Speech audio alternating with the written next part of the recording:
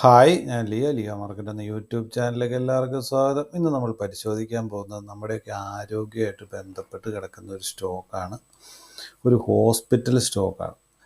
അപ്പം അതിലേക്ക് കിടക്കുന്നതിന് ഇപ്പോഴത്തെ നിങ്ങൾ ചാനൽ സബ്സ്ക്രൈബ് ചെയ്യാത്തവരാണെങ്കിൽ ചാനൽ സബ്സ്ക്രൈബ് ചെയ്യുക, ലൈക്ക് ചെയ്യുക, ഷെയർ ചെയ്യുക. നിങ്ങളുടെ അഭിപ്രായങ്ങളൊക്കെ കമൻറ്റ് ബോക്സിൽ രേഖപ്പെടുത്തുക. ഇതൊരു ബയ്യേഴ്സ് അല്ല, റെക്കമെൻഡേഷനൊന്നുമല്ല, കാര്യങ്ങൾ പറയുന്നു, കമ്പനിയെ പരിചയപ്പെടുത്തുന്നത് മാത്രമേ ഉള്ളൂ. നേരെ നമുക്ക് വീഡിയോയിലേക്ക് കിടക്കാം. അപ്പം ഇപ്പോഴത്തെ ഒരു മാർക്കറ്റിൻ്റെ അവസ്ഥ ആദ്യം പറഞ്ഞിട്ട് നമുക്ക് വീഡിയോയിലേക്ക് കിടക്കാം. ഇപ്പം എങ്ങനെയാണ് നമ്മുടെ ഒരു മാർക്കറ്റ് എന്ന് പറഞ്ഞ ഒരു നിർണായക ഇവൻ്റ് നടന്നുകൊണ്ടിരിക്കുന്ന സമയമാണ്. അതെന്തോന്നാ? തിരഞ്ഞെടുപ്പ് എന്ന് പറഞ്ഞ സംഭവം. അപ്പോൾ തിരഞ്ഞെടുപ്പിൽ അതിൻ്റെ ആ ഒരു അവസാന ഘട്ടത്തിലേക്ക് കടന്നുകൊണ്ടിരിക്കുകയാണ്. അപ്പോൾ ഇത് കഴിഞ്ഞിട്ട് അടുത്ത മാസമൊക്കെ ആകുമ്പോഴത്തേനും, ആദ്യം ആകുമ്പോഴത്തേനും നമുക്ക് തന്നെ അതിൻ്റെ റിസൾട്ട് വരും. ആ റിസൾട്ട് വരുന്നത് വരെ ഇനി അങ്ങോട്ട് എന്തെന്നാ അതിൻ്റെ ആ ഒരു ടെൻഷൻ മാർക്കറ്റിൽ ഇനിയും കൂടിക്കൊണ്ട് വരുള്ളൂ. അതിനനുസരിച്ച് എന്തോന്നാ കൂടുന്നത്, അത് നമുക്ക് പെട്ടെന്ന് അറിയാൻ പറ്റുന്നത് ഇന്ത്യ വിക്സിലാണ്. ഒരു കുറച്ച് ദിവസം മുമ്പ് എത്രയായിരുന്നു?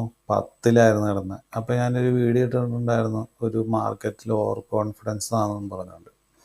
ഇപ്പം നോക്കിയേ, മാർക്കറ്റിൽ ആ ഒരു ഓവർ കോൺഫിഡൻസ് ഒക്കെ പോയിട്ടൊരു അതിൻ്റെ ആ ഒരു ഇത് മൊത്തത്തിലേക്ക് കയറി അതിൻ്റെ ടെൻഷൻ കയറി വന്നുണ്ട്.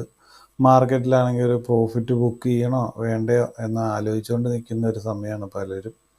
അപ്പോൾ നമ്മളെന്താ ചെയ്യേണ്ടത്? നല്ല അതിൻ്റെ ഫണ്ടമെൻ്റലൊക്കെ സ്ട്രോങ് ആണോ എന്ന് ചെക്ക് ചെയ്യുക, കമ്പനീനെക്കുറിച്ച് പഠിക്കുക, നമ്മുടെ കയ്യിലിരിക്കുന്ന സ്റ്റോക്കൊക്കെ നല്ല അടിത്തറ ഉള്ളതാണോ, നല്ല വളർച്ചാ സാധ്യതയുള്ളതാണോ, അതിൻ്റെ ഫണ്ടമെൻ്റലും ഓക്കെ ആണോ എന്നുള്ള കാര്യങ്ങളൊക്കെ പഠിച്ചിട്ട്, അതിൻ്റെ ചാർട്ടൊക്കെ പഠിച്ച് അതിൻ്റെ ഫണ്ടമെൻ്റലൊക്കെ പഠിച്ച് കഴിയുമ്പോഴത്തേക്കും നമുക്കൊരു തീരുമാനം എടുത്താൻ പറ്റും. അതിന് ഭാവിയുണ്ട്, നല്ല വളർച്ചാ സാധ്യത ഉണ്ടെങ്കിൽ നമ്മൾ പേടിക്കേണ്ട ആവശ്യമൊന്നുമില്ല, ഹോൾഡ് ചെയ്യുക. ഇപ്പോഴത്തെ ഒരു പ്രോഫിറ്റ് ബുക്കിംഗ് ഒക്കെ താൽക്കാലികം മാത്രമാണ്. ഇതിൻ്റെ ഇത് കഴിഞ്ഞിട്ട് റിസൾട്ട് വന്നു കഴിയുമ്പോൾ എന്താ, പൂർവാധികം ശക്തിയോടുകൂടി അടുത്ത 6 മാസത്തിനുള്ളിൽ മാർക്കറ്റ് പുതിയ ഓൾ ടൈം ചെയ്യും. അതിൻ്റെ അപ്പുറമൊക്കെ പോയി അങ്ങോട്ട് പുതിയ ലെവലുകളിലേക്ക് നീങ്ങും. അതെന്താണ് അതിൻ്റെ അകത്തെ കാരണം? മാർക്കറ്റിൻ്റെ ചരിത്രം അങ്ങനെ തന്നെയാണ്. ഇത്ര നാളുള്ള ചരിത്രത്തിൽ ഒരുപാട് തിരഞ്ഞെടുപ്പ് കഴിഞ്ഞിട്ടുണ്ട്. അപ്പോൾ അതിലൊക്കെ വിക്സും മാർക്കറ്റ് കറക്റ്റ് ചെയ്യുകയും റാലി നടത്തുകയൊക്കെ ചെയ്തിട്ടുണ്ട്. ഇതൊക്കെ കറക്റ്റ് ചെയ്താലും എന്ത് സംഭവിക്കുന്നത്? അടുത്ത ഒരു ഗവൺമെൻറ് അവിടെ വന്നു കഴിയുമ്പോഴത്തേക്കും നമ്മുടെ മാർക്കറ്റ് പിന്നെ വികസനവും ഇതൊക്കെ ആയിട്ട് അടുത്ത വളർച്ചാ സാധ്യത തേടി പുതിയ ഉയരങ്ങൾ കുറിക്കുന്നതാണ്. അപ്പോൾ നമ്മൾ പേടിക്കുകയൊന്നും വേണ്ട. കാരണം എന്താണെന്ന് വെച്ച് കഴിഞ്ഞാൽ ഒരു കുറച്ച് നാൾ ആ ഒരു ഹോൾഡ് ചെയ്യണമെന്ന് മാത്രമേ ഉള്ളൂ. ആ കമ്പനീനെ കുറിച്ച് പഠിക്കുക, എങ്ങനെയുള്ള കാര്യങ്ങളാണ് ഈ ഒരു മാസത്തിൽ മെയിനായിട്ട് ചെയ്യേണ്ടതെന്ന് പറഞ്ഞുകൊണ്ട് നമുക്ക് ഇന്നത്തെ കമ്പനിയിലേക്ക് കിടക്കാം. ഇന്നത്തെ കമ്പനി എന്ന് വെച്ചാൽ ആസ്റ്റർ DM ഹെൽത്ത് കെയർ എന്നുള്ളതാണ്. ഞാനിത് ഒരു കുറച്ച് നാൾ മുമ്പ് ഒരു കൊല്ലമായി കാണും അത് ഇതിനെക്കുറിച്ച് ഫുള്ളായിട്ടുള്ള വീഡിയോ ചെയ്തിട്ടുള്ളതാണ്. അതുകൊണ്ട് ഇതിൻ്റെ അകത്ത് ഫുള്ളായിട്ടുള്ള കാര്യങ്ങളൊന്നുമില്ല. ജസ്റ്റ് അതിൻ്റെ അകത്ത് ഇമ്പോർട്ടൻസ് ആയിട്ടുള്ള, എനിക്ക് കുറച്ച് ഇൻട്രസ്റ്റിംഗ് ആയിട്ടുള്ള കുറച്ച് കാര്യങ്ങളാണ് പറയുന്നുള്ളൂ. ആദ്യം തന്നെ ഈ ഹോസ്പിറ്റലുമായിട്ട് ബന്ധപ്പെട്ട്, ഈ ഹോസ്പിറ്റലല്ല മൊത്തമുള്ള ഹോസ്പിറ്റൽ ചെയിനുമായിട്ട് ബന്ധപ്പെട്ടുള്ള കാര്യങ്ങൾ പറയാം. നമ്മുടെ കേരളത്തിൽ തന്നെ ഇപ്പോൾ എവിടെ ചെന്നാലും എങ്ങോട്ട് തിരിഞ്ഞാലും എന്താ ഉള്ളത്, ഒരു ഹോസ്പിറ്റൽ കാണാം. ആ ഹോസ്പിറ്റലൊക്കെ നല്ല തിരക്കുമുണ്ട്. അപ്പോൾ കേരളത്തിലെ സ്ഥിതി എന്ന് പറഞ്ഞാൽ എവിടെ ചെന്നാലും ആ ഒരു സ്ഥിതിയാണ്. ഇതുപോലെ തന്നെയാണ് ഈ കേരളത്തിന് പുറത്തേക്കും വളരാൻ ചാൻസ് ഉള്ളത്. കേരളത്തിന് പുറത്തേക്ക് ഇപ്പോൾ ഒരുപാട് റോഡ്, റെയിലൊക്കെ ഭയങ്കരമായിട്ട് വികസിക്കുന്നു. ആ ഏരിയകളിലൊക്കെ എന്ന് പറഞ്ഞാൽ പുതിയ കമ്പനികൾ വന്നു. ഈ കമ്പനികളൊക്കെ വരുമ്പോഴത്തേന് അവിടുത്തെ ആൾക്കാരുടെ ജീവിത നിലവാരം ഉയരും.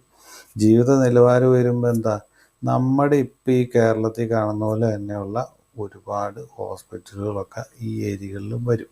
അങ്ങനെ വരുമ്പോൾ എന്താ, ഇതുപോലെയുള്ള ചെയിനായിട്ട് വളർന്ന് വലുതായിക്കൊണ്ടിരിക്കുന്ന കമ്പനി, ഈ ഹോസ്പിറ്റലുകൾക്കൊക്കെ ഭയങ്കര ചാൻസ് കൂടുതൽ. അവരിങ്ങനെ ഓരോ ഏരിയകൾ വികസിച്ച് വന്ന ഏരിയകളിലേക്ക് ഹോസ്പിറ്റൽ ശൃംഖല ഇങ്ങനെ വളർത്തിക്കൊണ്ടിരിക്കും.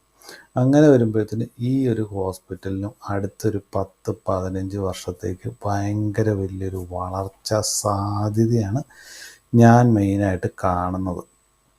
അപ്പോൾ നിങ്ങൾ അതിനു വേണ്ടി എന്ത് ചെയ്യണം? അത് നമുക്ക് പറ്റിയതാണോ എന്നുള്ളത് പഠിക്കാൻ വേണ്ടി എന്ത് ചെയ്യണം? ഈ കമ്പനീനെ കുറിച്ചും ഈ ഹോസ്പിറ്റലിനെ കുറിച്ചൊക്കെയുള്ള കാര്യങ്ങൾ നമ്മൾ പഠിച്ച് ഇപ്പോൾ വെക്കുക. അത് കഴിഞ്ഞിട്ട് അത് നമുക്ക് പറ്റിയതാണോ എന്നൊക്കെ തീരുമാനം എടുക്കുക. തീരുമാനം എടുത്തിട്ട് എന്ത് ചെയ്യുക? അതിനനുസരിച്ചുള്ള ബെറ്റർ ആയിട്ടുള്ള ഒരു തീരുമാനം എടുത്തിട്ട് അതിനനുസരിച്ച് ഡിസിഷൻ എടുക്കുക. ഇപ്പം നമ്മൾ എന്ത് ചെയ്യണം, ഇതുപോലെയുള്ള മാർക്കറ്റ് ഒരു പേടിയൊക്കെ ആയിട്ട് നിറഞ്ഞു വരുന്ന സമയത്തായിരിക്കണം നമ്മുടെ ഇതുപോലെയുള്ള നല്ല നല്ല വളർച്ചാ സാധ്യതയുള്ള അടുത്ത കാലത്തേക്ക് നല്ല വളർച്ചാ സാധ്യതയുള്ള ഏരിയകളും ഒക്കെ നമ്മൾ കണ്ടെത്തി വെക്കേണ്ടത്. അതിനൊരു ഇതുപോലുള്ള സൈറ്റുകളും ഇവരുടെ സൈറ്റും അവരുടെ വളർച്ചാ സാധ്യതയൊക്കെ നമ്മൾ എന്ത് ചെയ്യണം, മുൻകൂട്ടി പഠിച്ചു വെക്കണം എന്ന് പറഞ്ഞുകൊണ്ട് നമുക്കിതിൻ്റെ അകത്ത് ഫണ്ടമെൻ്റലായിട്ടുള്ള കുറച്ച് കാര്യങ്ങൾ ഞാൻ പറഞ്ഞുതരാം. അതാണ് അതിൻ്റെ സൈറ്റിൽ ബാക്കിയുള്ള കാര്യങ്ങളൊക്കെ നിങ്ങളെടുത്ത് വായിച്ച് നോക്കി പഠിക്കുകയൊക്കെ ചെയ്തോട്ടോ. അപ്പോൾ ഇതിൻ്റെ അകത്തെ ഫണ്ടമെൻ്റലായിട്ട് ഫുള്ള് കാര്യങ്ങളും പറയുന്നില്ല, അതിൻ്റെ ഒരു പ്രധാനപ്പെട്ട 1-2 കാര്യങ്ങളായി പറയുന്നുള്ളൂ കേട്ടോ.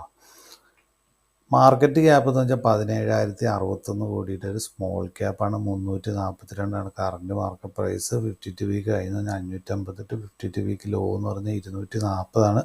സ്റ്റോക്കിൻ്റെ പി എന്ന് പറഞ്ഞാൽ 46.8. Book value 87.6. ഡിവിഡൻഡ് നൽകുന്നില്ല. ഇപ്രാവശ്യം ഡിവിഡൻഡ് നൽകിയായിരുന്നു കേട്ടോ, അതിനെക്കുറിച്ച് ലാസ്റ്റ് ഞാൻ പറയാം. ROCE എന്ന് പറഞ്ഞാൽ 9.21. ROE എന്ന് പറഞ്ഞാൽ 11. ഫേസ് വാല്യൂ 10 ആണ്. പിന്നെ ഇതിൻ്റെ മാക്സിമം ചാർട്ട് പാറ്റേണൊക്കെ എടുത്ത് നോക്കുമ്പോൾ ഒരു നല്ലൊരു ലെഫ്റ്റ് ടു റൈറ്റ് കയറ്റമുള്ള ചാർട്ടാണ്. പിന്നെ നമുക്ക് നോക്കുമ്പോൾ ഇതിൻ്റെ അകത്ത് സെയിൽസ് നോക്കി 2013 മാർച്ചിൽ 1922 ഉണ്ടായിരുന്നുള്ളൂ. 2023 എത്തിയപ്പോഴത്തേനും എത്രയായി, 11,933. ട്രേഡ് ഇൻഡിൽമെൻറ്റ് 13,505 ആണ് കാണുന്നത്. അതിനനുസരിച്ച് ഓപ്പറേറ്റിംഗ് പ്രോഫിറ്റും നെറ്റ് പ്രോഫിറ്റിലും ഒക്കെ അതുപോലെ തന്നെയുള്ള വളർച്ച വന്നിട്ടുണ്ട്. പിന്നെ എനിക്കൊരു ഇൻട്രസ്റ്റിംഗ് ആയിട്ടുള്ളൊരു ഇതെന്ന് വെച്ചാൽ ഷെയർ ഹോൾഡിംഗ് പാറ്റേണിലാണ് കാണാനുള്ളത്. ജൂലൈ 2021 37.88 ഉണ്ടായിരുന്നുള്ളൂ. പ്രൊമോട്ടർ അത് കൂട്ടിയെത്രയായി, 41.88 കൂട്ടി. അപ്പോൾ പ്രൊമോട്ടർ ഈ ഹോസ്പിറ്റലിൽ ഷെയർ കൂട്ടിക്കൊണ്ടിരിക്കുകയാണ്. പിന്നെ FIs ആണെങ്കിലോ 8.69 ഉണ്ടായിരുന്നുള്ളൂ, അതിപ്പോൾ എത്രയും 33.48 അവരും കൂട്ടി. DIs ആണെങ്കിലോ 9.64 എത്രയായി, 13.7 DIസും കൂട്ടി. അപ്പോൾ ആരൊക്കെ കൂട്ടി, പ്രൊമോട്ടർ കൂട്ടി, FIs കൂട്ടി, DIs കൂട്ടി. ആരാണ് കുറച്ചത്, പബ്ലിക് 43.3 എത്രയായി, 10.59 കുറച്ചു. അതാണ് നല്ല നല്ല ഇത് ആദ്യകാലത്ത് വന്നു കഴിഞ്ഞിട്ട് അതിൻ്റെ അകത്ത് കുറയുന്നത് എവിടെയാണ്, പബ്ലിക്കിൻ്റെ കയ്യിൽ നിന്നാണ് കുറഞ്ഞു പോകണമെന്നുള്ളത് നമ്മൾ നോക്കണം.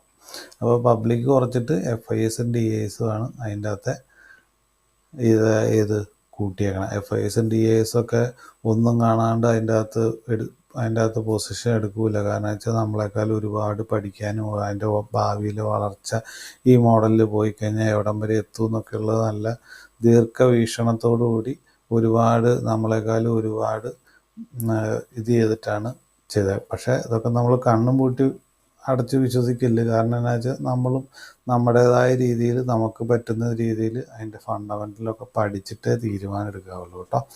ഇനി നമുക്ക് ഇതിൻ്റെ അകത്തെ മന്ത്ലി ചാർട്ട് പാറ്റേൺ നോക്കാം. ഇത് നോക്കിയേ, ഞാനിവിടെ ഒരു ചാനൽ വരച്ചിട്ടുണ്ട്. അതിങ്ങനെ ഹയർ ഹൈ ഫോർമേഷനിൽ. അതിനപ്പുറത്തൊരു കാര്യം പറയാനുണ്ട്, ഇത് എൻ്റെ കയ്യിലുള്ള ഹോസ്പിറ്റൽ ഷെയറാട്ടോ.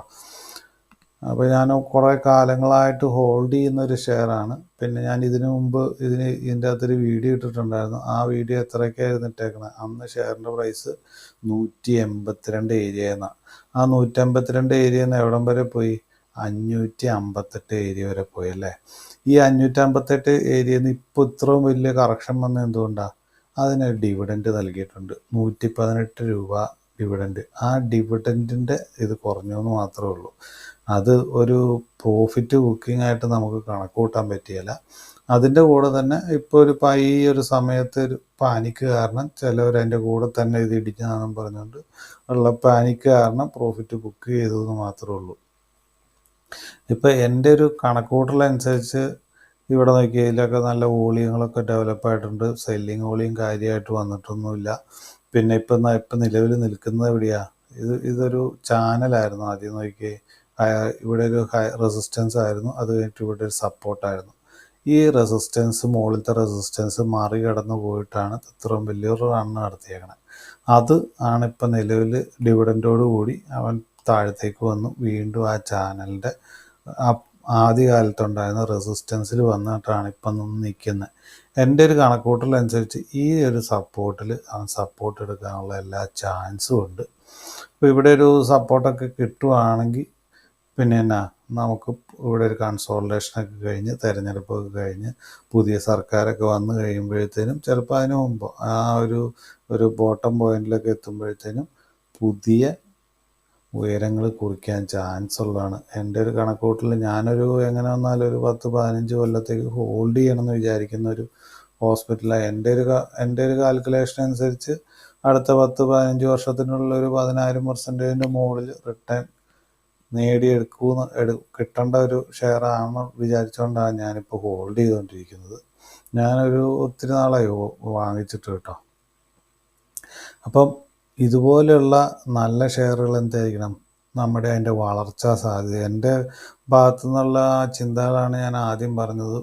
നമ്മുടെ ഇവിടെ കേരളത്തിൽ തന്നെ ഏത് ഹോസ്പിറ്റലിൽ ചെന്നാലും ഭയങ്കര തിരക്കാണ്. ഇത് തന്നെയായിരിക്കും ഇന്ത്യയിൽ മൊത്തത്തിലും വരാൻ മാത്രം നമ്മൾ ജനങ്ങളുണ്ട്. ആ ജനങ്ങളിനകത്ത് എന്തെന്നാ ഒരുപാട് വളർച്ച നേടാനുണ്ട്. ഇത്രയൊക്കെ ഹോസ്പിറ്റൽ ഉണ്ടായിട്ട് പോലും നമ്മൾ എന്ത് ചെയ്യുക, വിദഗ്ധ ചികിത്സ എന്നും പറഞ്ഞുകൊണ്ട് ഇന്ത്യയിലേക്ക് പുറത്തേക്ക് പോകുന്നുണ്ട്. അപ്പോൾ നമ്മുടെ ഈ ഹോസ്പിറ്റലുകളും ചികിത്സാ രീതികളൊക്കെ ഒരുപാട് മെച്ചപ്പെടാനുണ്ട്, ഒരുപാട് ഉയരങ്ങളിൽ കുറിക്കാനുണ്ട്. അപ്പം അങ്ങനെ വരുമ്പോഴത്തേന് തന്നെ നമുക്ക് ഈ ഒരു ഷെയറുകളൊക്കെ വെച്ചടി കയറ്റം തന്നെ ആയിരിക്കും എന്നാണ് ഞാൻ പ്രതീക്ഷിക്കുന്നത്. പക്ഷേ നമുക്ക് അങ്ങനെ കണ്ണും പൂട്ടി അങ്ങ് വിചാരിക്കാൻ പറ്റുമോ? അതിനെന്ത് വേണം? എല്ലാ റിസൾട്ടുകളും നമ്മൾ സ്വന്തമായിട്ട് പഠിക്കണം.